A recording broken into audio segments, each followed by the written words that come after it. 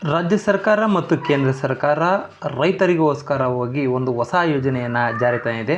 ಕುಸುಮ B solar pump set ಯೋಜನೆ ಅಳವಡಿಸಿಕೊಳ್ಳಲು ರೈತರಿಗೆ ಒಂದು ಹೊಸ ಯೋಜನೆಯನ್ನು ತಂದಿದೆ. ರೈತರು ಮಧ್ಯರಾತ್ರಿ ಎದ್ದು ಹೋಗ್ಬಿಟ್ಟು ಕರೆಂಟ್ ನೋಡಿಕೊಂಡು ಜಮೀನುಗಳಿಗೆ ನೀರನ್ನು ಹಾಯಿಸ್ತಿದ್ರು. ಅದನ್ನು ತಪ್ಪಿಸೋದಕ್ಕೋಸ್ಕರವಾಗಿ ಕೆಲವೊಬ್ಬರು ಆಟೋ ಸ್ಟಾರ್ಟನ್ನು ಮಾಡ್ಕೊಂಡಿದ್ರು. ಹಾಗಾಗಿ ರೈತರು ಭಾಳ ನೀರಿನ ಸಮಸ್ಯೆಯನ್ನು ಎದುರಿಸ್ತಿದ್ರು. ಇದನ್ನು ಮನಗೊಂಡಂತಹ ರಾಜ್ಯ ಮತ್ತು ಕೇಂದ್ರ ಸರ್ಕಾರ ಒಂದು ಸಹಯೋಗದೊಂದಿಗೆ ಒಂದು ಹೊಸ ಪಂಪ್ ಸೆಟ್ ಯೋಜನೆಯನ್ನು ಹಾಕ್ಕೊಂಡಿದೆ ಫ್ರೆಂಡ್ಸ್. ಏನು ಪಂಪ್ ಸೆಟ್ ಯೋಜನೆ ಇದು? ಯಾವ ರೀತಿ ಅರ್ಜಿಯನ್ನು ಸಲ್ಲಿಸೋದು, ಅರ್ಜಿ ಸಲ್ಲಿಸೋದು, ಲಿಂಕ್ ಎಲ್ಲಿ ಸಿಗುತ್ತೆ ಅನ್ನೋದನ್ನು ಈಗ ನೋಡೋಣ. ಮೊದಲು ನಾವು ಗೂಗಲ್ಗೆ ಹೋಗ್ಬಿಟ್ಟು ಪ್ರಧಾನಮಂತ್ರಿ ಕುಸುಮ ಬಿ ಯೋಜನೆ ಸೌರಮಿತ್ರ.com ಅಂತ ಟೈಪ್ ಮಾಡಿ ಅದರಲ್ಲಿ ನಾವು ಪ್ರಥಮವಾಗಿ ರಿಜಿಸ್ಟ್ರೇಷನ್ ಫಾರಮ್ ಸಿಗುತ್ತೆ. ರಿಜಿಸ್ಟ್ರೇಷನ್ ಫಾರಮನ್ನು ಕ್ಲಿಕ್ ಮಾಡಬೇಕು.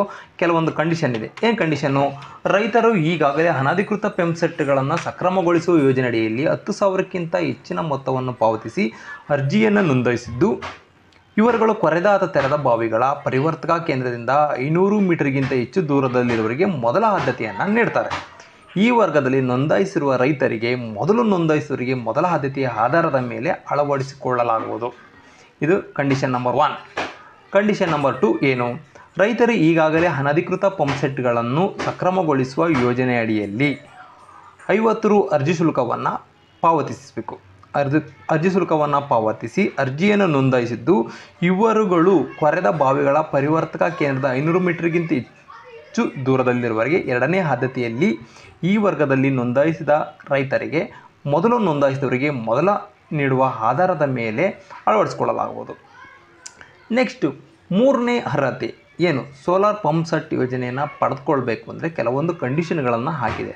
ಆ ಕಂಡೀಷನ್ ಆಧಾರದ ಮೇಲೆ 3ನೇ ಅರ್ಹತೆಯನ್ನು ಏನು ಕೊಟ್ಟಿದ್ದಾರೆ? ಈ ಯೋಜನೆ ಅಡಿಯಲ್ಲಿ ಹೊಸದಾಗಿ ಅರ್ಜಿ ಸಲ್ಲಿಸುವ ರೈತರುಗಳು ಕೊರೆದಾದ ತೆರೆದ ಬಾವಿಗಳ ಪರಿವರ್ತಕಾ ಕೇಂದ್ರದಿಂದ 500 ಮೀಟರ್ಗಿಂತ ಹೆಚ್ಚು ದೂರವಿದ್ದು ಮತ್ತು ಶೇಕಡ 20ರಷ್ಟು ಹಣವನ್ನು ಪಾವತಿಸುವವರಿಗೆ 3ನೇ ಆದ್ಯತೆಯಲ್ಲಿ ಈ ವರ್ಗದಲ್ಲಿ ನೋಂದಾಯಿಸಿದವರಿಗೆ ಮೊದಲ ಆದ್ಯತೆಯನ್ನು ನೀಡಲಾಗುವುದು. 4ನೇದೇನು? ಹೊಸದಾಗಿ ಅರ್ಜಿ ಸಲ್ಲಿಸುವ ರೈತರುಗಳು ತೆರೆದ ಬಾವಿಗಳು ಅಥವಾ ಕೊರೆಸಿದ ಬಾವಿಗಳ ಕೇಂದ್ರದಿಂದ 500 ಮೀಟರ್ಗಿಂತ ಒಳಗಿದ್ದವರಿಗೆ 2ನೇ ಆದ್ಯತೆಯನ್ನು ಕೊಡ್ತಾರೆ. ಮತ್ತು ವಿಶೇಷ ಸೂಚನೆ ಅಂದರೆ ಒಂದು ಕುಟುಂಬಕ್ಕೆ ಒಂದೇ ಸೌರ ಕೃಷಿ ಯೋಜನೆಯನ್ನು ಕೊಡ್ತಾರೆ. ಯಾವ ರೀತಿ ಅರ್ಜಿ ಸಲ್ಲಿಸೋದು?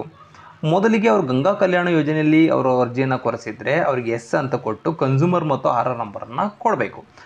ನೋ ಅಂತಿದ್ರೆ ನೋ ಅಂತ ಹಾಕಿ, ಮೊದಲಿಗೆ ನಾನು ಒಂದು ಡೆಮೋ ಆಧಾರ್ ನಂಬರನ್ನು ಹಾಕ್ತಿದ್ದೀನಿ.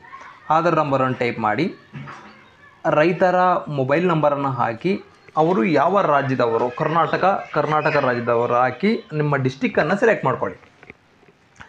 ನಂತರ ನಿಮ್ಮ ತಾಲೂಕು ಸೆಲೆಕ್ಟ್ ಮಾಡಿ, ನಿಮ್ಮ ಹೋಬಳಿಯನ್ನು ಸೆಲೆಕ್ಟ್ ಮಾಡ್ಕೊಳ್ಳಿ, ನಿಮ್ಮ ವಿಲೇಜನ್ನು ಸೆಲೆಕ್ಟ್ ಮಾಡಿ. ಸಿಂಪಲ್ ಇದೆ ಫ್ರೆಂಡ್ಸ್. ಇದು ಅರ್ಜಿಯನ್ನು ನೀವು ಸಾಮಾನ್ಯವಾಗಿ ಮೊಬೈಲ್ನಲ್ಲಿ ಸಹ ಹಾಕ್ಬೋದು.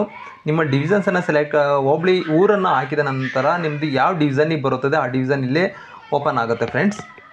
ನಂತರ ಸರ್ವೆ ನಂಬರನ್ನೇ ಎಂಟ್ರಿ ಮಾಡಿ. ನಾನು ಯಾವುದೋ ಒಂದು ಸರ್ವೆ ನಂಬರ್ ಎಂಟ್ರಿ ಮಾಡ್ತಾಯಿದ್ದೀನಿ.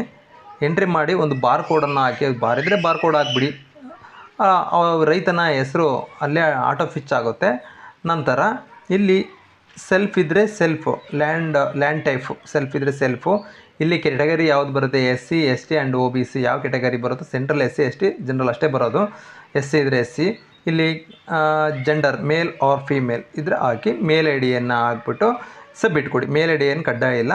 ನಂತರ ನಿಮ್ಮ ಮೊಬೈಲಿಗೆ ಒಂದು OTP ಬರುತ್ತೆ. OTP ವೆರಿಫೈ ಮಾಡಿದ್ರೆ ನಿಮ್ಮ ಅರ್ಜಿ ಸಕ್ಸಸ್ಫುಲ್ ಆಗುತ್ತೆ. ಇನ್ನೂ ಹೆಚ್ಚಿನ ಮಾಹಿತಿಗಾಗಿ ನಮ್ಮ ಕನಕ ಯೂಟ್ಯೂಬ್ ಚಾನಲ್ನ ಸಬ್ಸ್ಕ್ರೈಬ್ ಮಾಡ್ಕೊಳ್ಳಿ. Thank you friends.